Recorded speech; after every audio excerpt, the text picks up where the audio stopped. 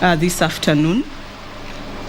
Of course, the petitions and the questions and statements segments all coming before debate on bills and motions. And that petition includes one from Mr. Elijah Madhungi concerning discrimination against health workers in the Ministry of Health. A live broadcast brought to you by the Parliamentary Broadcasting Unit in conjunction with the Kenya Broadcasting Corporation. My name is Veresto Mwanga. On behalf of the entire crew, I welcome you to follow the session. Good afternoon.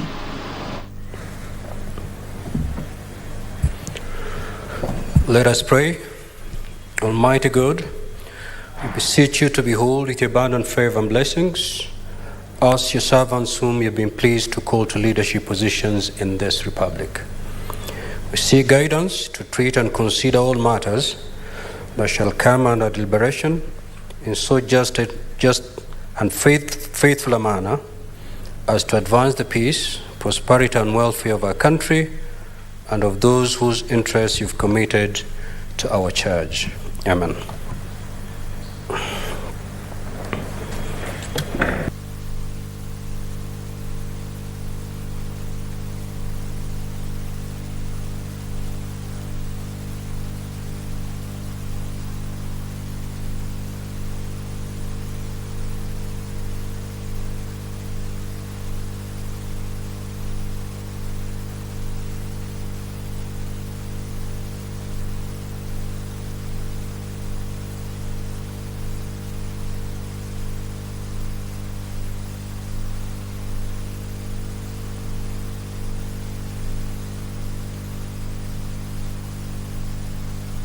Clerk, do we have quorum?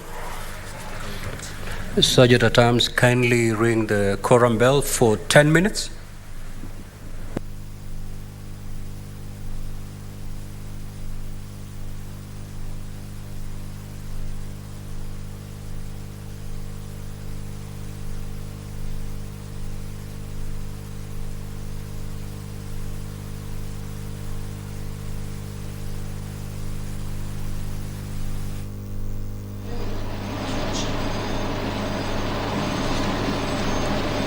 If you're just joining us, you are in time for live proceedings from the Senate this Wednesday afternoon. Currently, we have the quorum bell ringing. It will do so for 10 minutes as ordered by the Speaker, the Right Honorable Amason Kingi, who's presiding over this session. A minimum 15 members is required in order for a quorum to be attained, and that is as spelled out in the standing orders of the Senate. That bell will ring for 10 minutes. If that number is achieved, then business can go on. If not, then it will be rang for another 10 minutes, after which the Speaker has the discretion to adjourn the sitting to the next time as scheduled, a situation that we saw happening this morning. Once we do constitute the requisite numbers, then members shall proceed to prosecute issues as listed on the order paper. This Wednesday, the 19th of July, senators will be receiving in the House the Public Finance Management Amendment Bill, National Assembly Bill number 16 of the year 2023, and the County Government's Additional Allocation Bill, National Assembly Bill number 23 of the year 2023, both from the National Assembly, both of which are money bills that will guide the allocation of funds to all 47 county governments in the country. Very crucial pieces of legislation that are required and are of essence in order for counties to function. Also pending before the House is debate on the Persons with Disabilities Bill, Senate Bill number 7 of the year 2023. Debate on this issue began yesterday, courtesy of the mover-nominated Senator Crystal Ashige, a bill also seconded by Nandi Senator Samson Cherargei, that speaks to the recognition of persons with disabilities in terms of ensuring they have equal access to resources ranging from education, employment, health, accessing public spaces, and that also includes public transportation. Senators are also expected to take a vote on 3 bills: the Natural Resources Benefit Sharing Bill, Senate Bill number 6 of the year 2022, sponsored by Senator Danson Mungatana; the Cotton Industry Development Bill, Senate Bill number 5 of the year 2023, sponsored by Senator Beth Siengo; and the Employment Amendment Bill, Senate Bill number 11 of the year 2022, sponsored by Senator Samson Cherargei. Those 3 bills are currently before the Committee of the Whole, undergoing various amendments, and senators will be deciding on whether to approve those amendments and the entire bills as it were. 3 papers are also expected to be presented, tabled in the Senate this afternoon. 3 reports, all from the Auditor General. One on the financial statement of the Nyeri Water and Sanitation Company Limited for the year ended 30th June 2022. Another on the financial statement of the Mumias Municipality for 22 months, a period ending 30th June 2022. And the other, a financial statement of Thika Municipality for the year ended 30th June 2022. These 3 reports will be tabled for consideration by senators this afternoon. Also pending before the Senate, 3 petitions. One from Mr. Elijah Madhungi on behalf of the Supply Chain Management Assistants, and this concerns discrimination against other health workers in the Ministry of Health, a petition that will be delivered in the Senate by the Speaker himself. There is also a report of the Standing Committee on Justice and Legal Affairs and Human Rights on a petition to the Senate concerning the delay in developing and launching a Victims' Rights Charter as provided for under Victim Protection Act number 17 of the year 2014. And then there is also another report from the same committee, and that is from Mr. Paulo Mosbey and 19 others concerning historical injustices suffered by the Toro Bay community, a community that is seeking recognition and identification as a marginalized community, and that is seeking to have their rights upheld as all Kenyans. Also lined up are a number of questions, 3 to be exact, and statements. One is from nominated Senator Hamida Kibwana. She'll be seeking a statement from the Standing Committee on Health regarding alleged medical negligence at the Kiambu County Referral Hospital, a facility that has been making news in the recent past. One of the most recent cases being a woman whose baby died during delivery. And then there is another statement that is required from the Standing Committee on Health regarding the status of medical care at the Mathare Mental and Referral Hospital, a statement that is being sought by the same Senator Hamida Kibwana.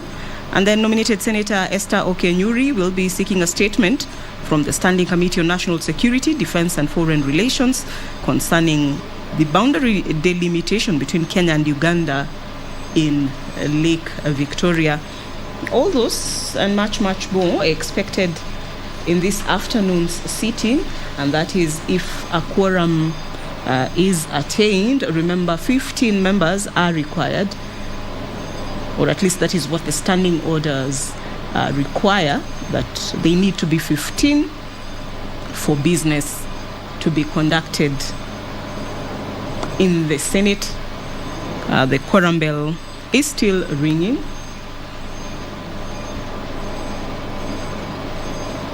Clarion call really to members who may be within the precincts of Parliament but who are yet to come into the Senate chambers to do so. This being the second day of sittings, senators having resumed plenary sessions yesterday, that is Tuesday, 18th July. They just returned from a 2-week break.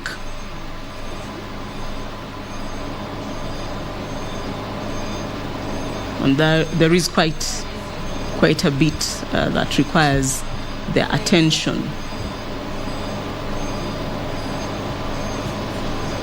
In the Senate, via debates of bills and motions and reports and petitions, in addition to the other roles that they undertake in the various committees in which they serve,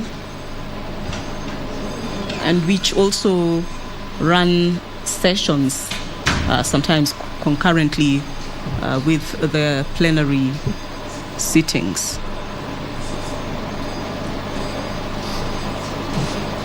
If that quorum is attained, there is also expected the tabling of evidence by 2 senators, and they are Senator Daniel Maanzo and Senator Samson Cherargei, and this regards remarks they made yesterday evening when the Senate adjourned sittings to discuss the ongoing anti-government protests.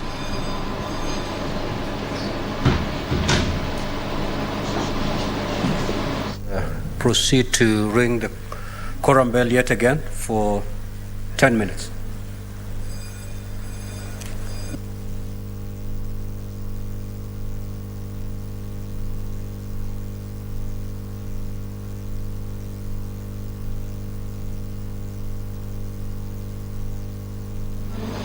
Well, another directive from the Speaker as regards the composition of the House. He has just ordered the continuation of the quorum bell, that is the ringing, and this is because the House as it is does not have the required numbers. Senators making their way into the chambers, the orderlies right outside the door, keeping tabs as they clock in for this sitting. Before that directive from the Speaker, I was just giving you a brief of what is expected this afternoon. And in addition to the listed order of business in the order paper, there is also the tabling of evidence as directed by the Honorable Veronica Maina yesterday evening during a session in which senators were deliberating on the anti-government protests led by the opposition, currently going on in some parts of the country. And during that session yesterday, there was quite a heated debate during which senators made counter accusations as regards instigators of the violence or the pockets of violence witnessed last Wednesday during the protests, and especially clashes that erupted in Sondu, where there were allegations that it is the opposition that is funding that particular criminal activity, and the opposition side also saying that the police brutality witnessed was instigated by the majority side, and that is the government. And the presiding speaker at that time directing that both sides table evidence to support those allegations. Meanwhile, those protests, as led by the opposition, are going on in some parts of the country. The opposition had indicated that protests will be there for 3 days this week. That is today, Wednesday, tomorrow, Thursday, and the day after, which is Friday, a situation that occasioned the closure of public day primary and secondary schools in the capital, Nairobi, and in the coastal city of Mombasa, as well as the lakeside city of Kisumu. And a situation really that could perhaps be the reason why the numbers are so low in the Senate this afternoon. Perhaps members also caught up in that situation, or maybe choosing to stay away from the city. It is a deserted city, at least around the CBD. Not many people in town. A situation that is very well replicated even in Parliament. Members of the House leadership, the elderlies, doing their best to rally members to come in and participate in the session, where senators are expected to discuss a range of issues spanning from finances to just the social well-being of the citizens they serve, the electorate who put them in the Senate to legislate on their behalf. Just a look at what the standing orders say as regards a quorum. The standing orders of the Senate, Standing Order 39, speaks to a quorum of the Senate or a committee of the whole being 15 senators, meaning for anything to happen in the Senate this afternoon, there have to be 15 senators, and also because they need to be discussing and making amendments to a number of bills, they will be required to be 15 for that committee of the whole sitting.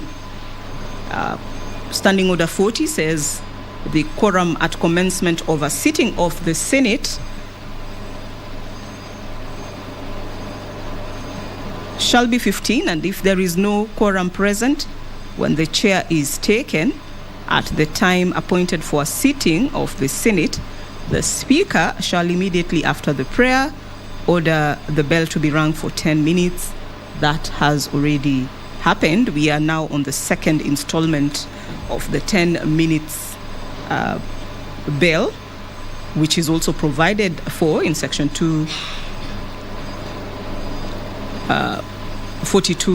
of the standing orders, where it will ring for 10 minutes. And if there is still no quorum present, then the Speaker shall adjourn the Senate forthwith to the next sitting. That situation we witnessed this very morning, and at the expiration of the current period of 10 minutes, we will be awaiting further directions from the Speaker regarding the fate of this sitting, which would have been the second of the day, but which will be ideally the first if it happens.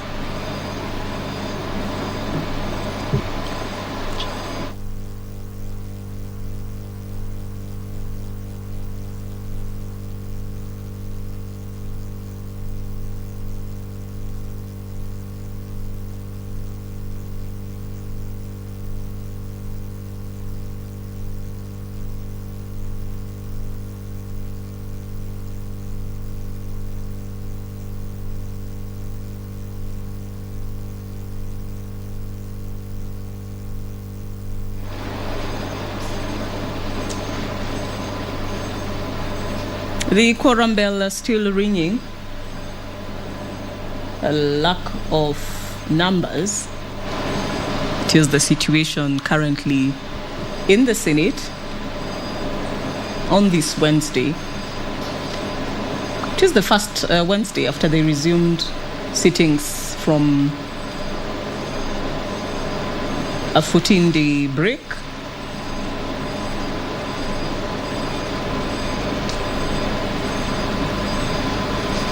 Also, it is a sitting in which they were expected to consider, or are expected to consider, a number of bills and motions and reports and statements,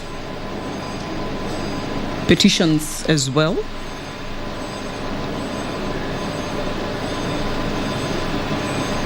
But all that depends on whether or not the requisite numbers are achieved this afternoon.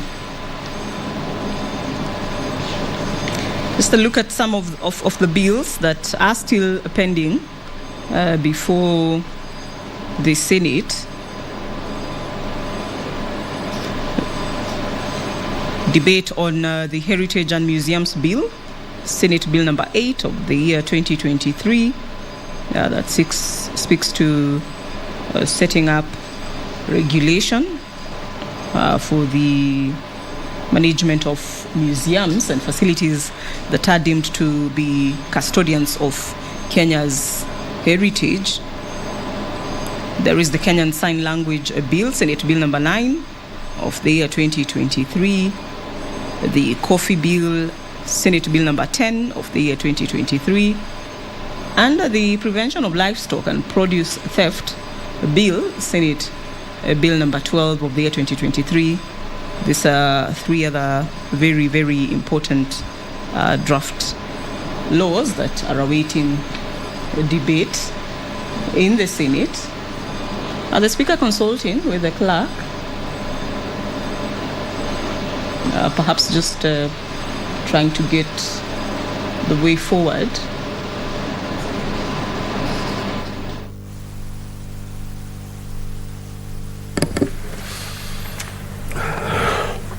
Honorable Senators, you may rise.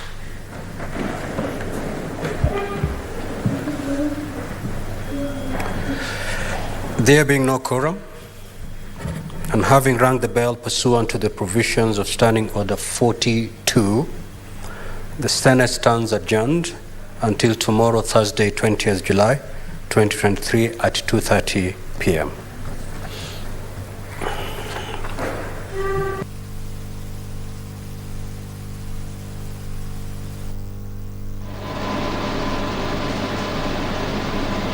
The final directive by the Speaker of the Senate, Right Honorable Amason Kingi, regarding the fate of the sittings today and this afternoon, as it were, a quorum hitch has once again occasioned adjournment of the Senate. The House could not raise 15 members for proceedings to go ahead, and therefore the session has been adjourned until tomorrow, Thursday, the 20th of July. And on that note, we'd like to thank you for choosing to follow this broadcast that was brought to you by the Kenya Broadcasting Corporation in conjunction with the Parliamentary Broadcasting Unit.